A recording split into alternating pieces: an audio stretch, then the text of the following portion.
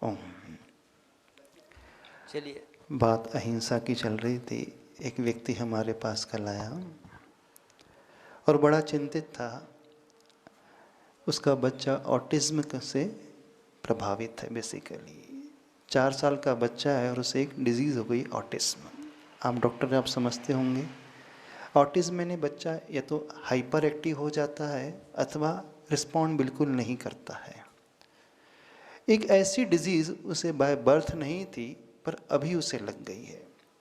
इस बीमारी के कारण वो आई कॉन्टेक्ट्स भी नहीं करता है, बहुत फियर, डर रहता है उसे, बहुत चिड़चिड़ा, बहुत रिजर्व रहता है। यदि रिएक्ट करता है तो तुरंत रिएक्ट कर लेता है, बहुत ज़्यादा गुस्सा भी करने लगता है। यानी नॉर्मल चाइल्ड ना होकर के वो एज अ एबनॉर्मल चाइल्ड हो गया। अब उसने जो बात शेयर की, बड़ी खतरनाक बात शेयर की। डॉक्टर्स ने उससे कहा कि जन्म से तो आपका बेटा नहीं था, लेकिन उसकी स्थिति जो हो गई है बेसिकली बहुत ज़्यादा मोबाइल स्क्रीन टाइम उसका था, उस रेडिएशन से प्रभावित हो गई। क्या किया? जो माँ, उस माँ ने बच्चे को 2 महीने की उम्र से ही, 3 महीने की उम्र, जब वो छोटा था, 4 महीने की उम्र का होगा, तभी से उसे मोबाइल थमा दिया। क्योंकि जब जब वो रोता तो माँ बड़ी डिस्टर्ब हो जाती, अपना काम नहीं कर पाती थी। तो बच्चे को शांत करने के लिए उसने एक उपाय खोजा, मोबाइल ऑन करके दे दिया, उसमें वो गेम्स देखने लगा अथवा वीडियोस, कार्टून देखने लगा। और जैसे ही उसके हाथ में मोबाइल आता तुरंत शांत हो जाता। तो माँ बड़ी बिजी हो जाती अपने सारे एक्टिविटीज़ में, काम में। पर उसका साइड इफ़ेक्ट्स ये हुआ कि वह daily 4 to 5 hours screen time में बिताने लगा। ना, छोटे से बच्चे के लिए 4-5 घंटे मोबाइल। अब इतना ज़्यादा वो एक्सपोज हो गया उस रेडिएशन से, तो उसका जो ब्रेन था उसका प्रॉपरली ग्रोथ हुआ ही नहीं। ब्रेन का जो एक मेन पार्ट होता है हमारा, फ्रंटल कॉर्टेक्स जो बोलते हैं, अथवा उसे हिपोकैम्पस बोलते हैं, जो हमारे लिए बेसिकली इमोशंस को मैनेज करने वाला होता है। और एक अमिगडाला एक पोर्शन होता है, बहुत छोटा सा होता है, जैसे पिट्यूटरी ग्लैंड होता है। उस रेडिएशन के आने के कारण, उसके प्रभाव में आने के कारण उसके ब्रेन्स की सेल्स की ग्रोथ रुक गई। वो, और जो इनर लाइनिंग थी वो एकदम नष्ट होने लगी। उस वहाँ अंदर रहने वाली और पूरी बॉडी में जो बोन्स की ग्रोथ थी वो भी रुक गई और बहुत ज़्यादा हार्मफुल होने लगे उसके टिश्यूज़ के लिए, मसल्स के लिए, और ना जाने कौन कौन सी डिजीज़ होने लगी, पता नहीं। तो सबसे ज़्यादा इफ़ेक्ट पैदा हुआ उस मोबाइल रेडिएशन से। तो देखो, अनजाने में माँ ही उसके लिए एक शत्रु बन गई। तो जो माँ अपने बच्चों को अर्ली एज में ही मोबाइल, वैसे तो मोबाइल देना ही नहीं चाहिए, लेकिन इनिशियल एज में जब उनके बहुत ग्रोइंग फेज होता है, स्पेशली ब्रेन की ग्रोथ तब होती है, और उस समय यदि इसके हाथ में मोबाइल आ जाए तो वो सबसे ज़्यादा प्रभाव उसके ब्रेन वाले पोर्शन में डालने लगता है। तो ब्रेन का पूरा पूरा विकास रुक गया, उसकी इमोशनल कैपेसिटी कमज़ोर हो गई, उसका कॉन्फिडेंस लेवल जाता रहा, ओवर रिएक्टिव होने लगा, बहुत ज़्यादा रिजर्व होने लगा, और वो ऑटिज्म का शिकार हो गया। तो आप सबसे कहना चाहते हैं, जो पेरेंट्स अपने बच्चों को मोबाइल दे देते हैं टाइम पास के लिए अथवा रोने से बचाने के लिए, अच्छा खिलौना मान करके दे देते हैं, वो अनजाने में बहुत बड़ी गलती कर रहे हैं। वे उसे बीमार कर देंगे, हो सकता है वो उसे बहुत जल्दी मरने के लिए भी छोड़ देंगे। तो आप थोड़ा सा अलर्ट हो जाए। मोबाइल का दुष्प्रभाव उन बच्चों के लिए सबसे खतरनाक होता है उस रेडिएशन के कारण।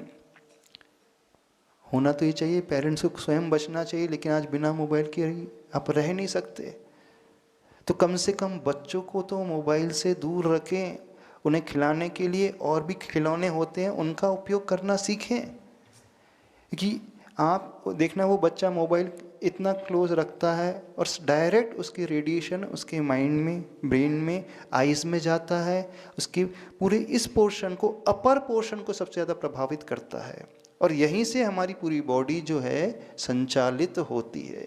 यदि ब्रेन का डेवलपमेंट नहीं हो पाया तो फिर उसके लिए एबनॉर्मल कंडीशन आ ही जाएगी, और इसी कारण उसके लिए एबनॉर्मल कंडीशन आई थी। तो आप उससे बचाएं, रेडिएशन से बचाना सीखें अपने आप को।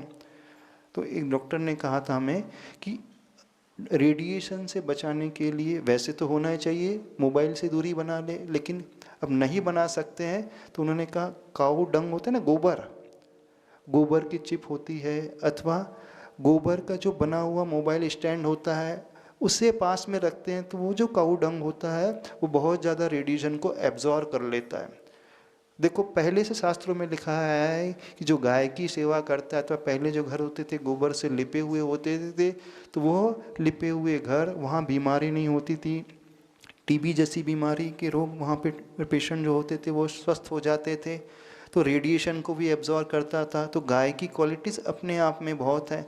तो आप उस रेडिएशन से बचाना चाहते अथवा कम करना चाहते हैं तो उन गोबर के कंडों का, गोबर के वो चिपका गोबर, अथवा आजकल हस्तशिल्प के माध्यम से, हैंडीक्राफ्ट के माध्यम से गोबर के बहुत सारे आइटम बनने लगे हैं।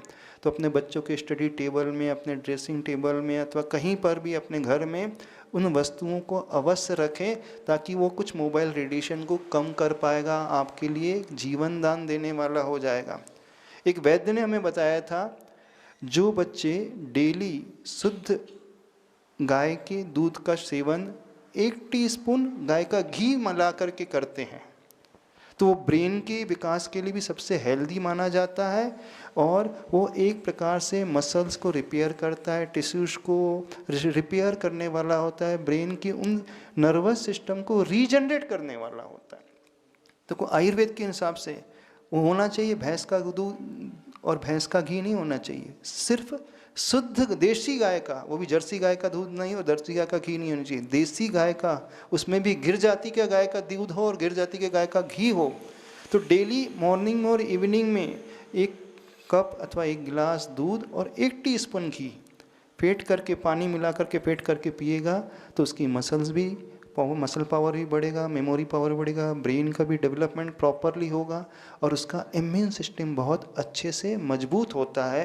तो उसे अपने जीवन में इम्प्लीमेंट कराएं, बच्चों के लिए कराएं, तब कहीं जाकर के आप सही माँ मानी जाओगे, नहीं तो माँ के नाम पे आप एक बहुत बड़ी शत्रु साबित हो जाओगे। अनजाने में, आलस, प्रमाद के कारण आज हर जगह, हर घर में छोटे छोटे बच्चों के हाथ में मोबाइल पहुंच गया है, और वो बच्चा एक बार उसको लत लग गई तो छोड़ ही नहीं पाता, उसका एडिक्शन इतना ज़्यादा खतरनाक हो जाता है कि वो छोड़ ही नहीं पाता है। तो एक कर्तव्य पेरेंट्स का है कि वो उसे अवॉइड करें। बच्चे की पेरेंटिंग आसान नहीं होती है, तो आप स्वयं अवॉइड करें मोबाइल को ओवर यूज़ से, घर में तो एटलीस्ट दूर रखें। जब यूज़ करना है तो जब बच्चा सो रहा हो तभी यूज़ करें, और उससे दूरी बना करके यूज़ करें, तब कहीं जा कर के बच्चे को आप जीवनदायिनी शक्ति देने वाली माँ मानी जाओगे, अन्यथा आप ही उसकी प्राण लेने वाली माँ से वैसे हो जाओगे। गाय का दूध और गाय का घी तो हमेशा छोटे से लेकर के बड़ों तक को देना चाहिए, हर एक को देना चाहिए, स्पेशली उस एज में सबसे ज़्यादा ग्रोइंग, यानी जब वो पचाने लायक हो जाए, बच्चा 2 साल का हो जाए, तो ये उस एज में देना चाहिए। पर बच्चों के लिए दूध पानी मिला करके दिया जाता है, और थोड़े बड़े हो जाते हैं तो उनके लिए बहुत अच्छा होता है।